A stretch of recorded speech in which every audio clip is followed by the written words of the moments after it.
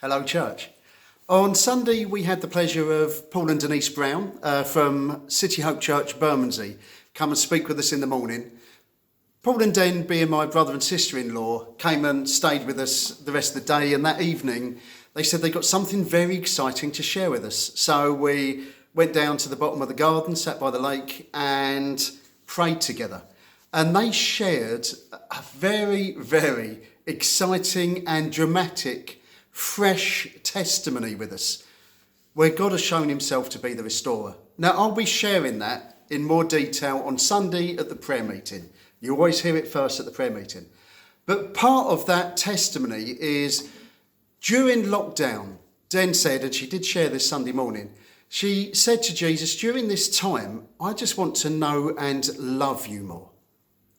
And during that, something happened. And I'm not going to give any details, don't worry, I'm not giving anything away apart from this. She watches a programme called The Restorers, or something like that. I can't remember what it's called, but in this programme, people take old treasures, things of, might just be personal value, that they take to these restoration people and they leave it with them. And these restorers restore it back to its old glory. Now, within that, she felt God say to her, I am the God that restores you. And within restoration, with these restorers, what you do, you take the item to these restoration people and they say, leave it with us. You can't tell them what to do or how to do it. You have to leave it with them. And when you come back, they show you this thing and it's restored to its glory. I believe God is saying that we are coming into a season of restoration, personally and corporately. I can't wait for it, but I can't tell God how and what it should be like. It's leaving it with him. So I've got some scriptures to share with you today, just about restoration. And I know that many people are going through very difficult times and seasons. This week for me, Monday, I had to do one of the hardest things I've ever done and just leave it with God. And it was so hard. But again, that I'll share in detail on Sunday night. So here's some promises of restoration. 2 Samuel 16:12. It may be that the Lord will look upon my misery and restore me to his covenant blessing instead. Isn't that a wonderful prayer? It may be that the Lord will look upon my misery and restore me to his covenant blessing instead. That's 2 Samuel 16:12. Psalm 51 verse 12. Restore me to the joy of your salvation and grant me a willing spirit to sustain me. Psalm 71:20.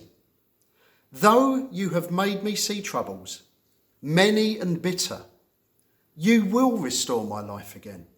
From the depths of the earth, you will again bring me up. Psalm 126:1. When the Lord restored the fortunes of Zion, we were like those who dreamed.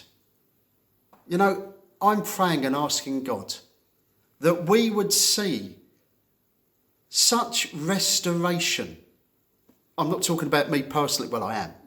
But whatever you're going through, whatever you're seeing, I think for some, you've walked through years of problems or issues. For others, they're new issues that have landed on your door, literally. And God's about restoration, that in these circumstances, we will see restoration, that we, when we're walking in it, in these new seasons, that we, like those in Psalm 126:1, will be like those who dreamed. See, one thing Denise, my sister-in-law, it really struck me all day Sunday. She's saying, I just cannot stop saying, thank you, Lord. Thank you, Lord. And I know we do that in season and out of season. But when we come into those seasons of restoration, when we see God moving, it's like a suitcase full of thanksgiving that pours out from us. Just like the lady who washed Jesus' feet with her hair, just poured out Thank you, Lord. Thank you, Lord. Thank you, Lord.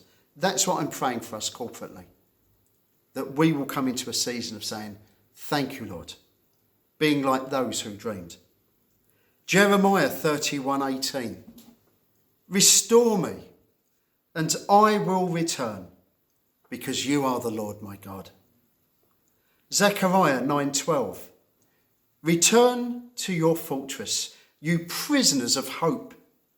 Even now I announce that I will restore twice as much to you. This is what God said to his people. Return to your fortress, you prisoners of hope. Do not stop hoping. Do not stop dreaming, but keep praying. Lord, restore.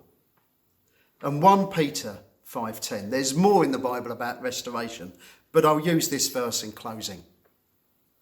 1 Peter 5:10. And the God of all grace, who called you to his eternal glory in Christ, after you have suffered a little while, will himself restore you and make you strong, firm, and steadfast. And the God of all grace, this is a prayer for us.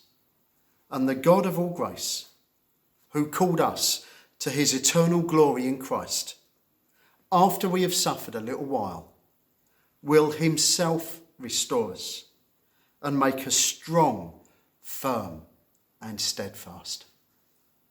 Our confidence is that he who began this good work in us is the one who's able to bring it to completion.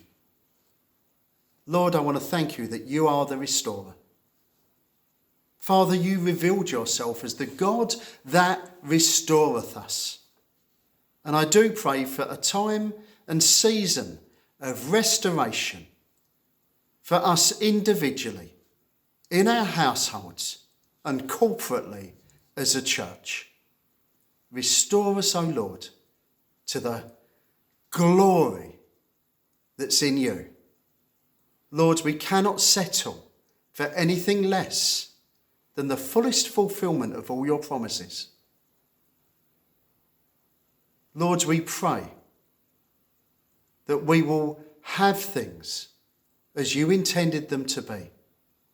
We want to see your best, Lord, as revealed in your word over us, our families and the church. Amen. See you on Sunday.